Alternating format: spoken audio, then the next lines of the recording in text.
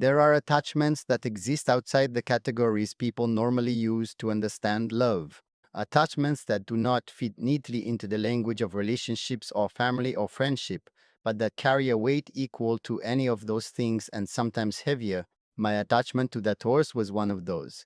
And I want to be careful about how I describe it because I am aware that people who have not experienced it, we reach for the word simple, will assume that what I felt was straightforward and the way they imagine a man's connection to an animal to be straightforward. It was not simple. It was one of the most complicated and honest connections in my life. And giving it up was a decision I made fully understanding what I was losing, which is the only way a decision of that kind should ever be made.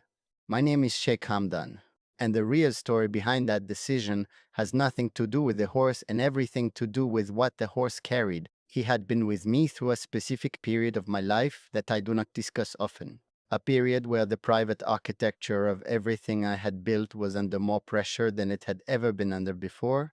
When I rode him during those years, it was not recreational. It was necessary in the way that breathing is necessary. The desert at that hour with that specific animal beneath me was the only place where the weight of everything became manageable, where I could move through something vast and indifferent to my circumstances and feel, for the duration of the ride, that I was not required to be anything other than a person on a horse in an enormous landscape.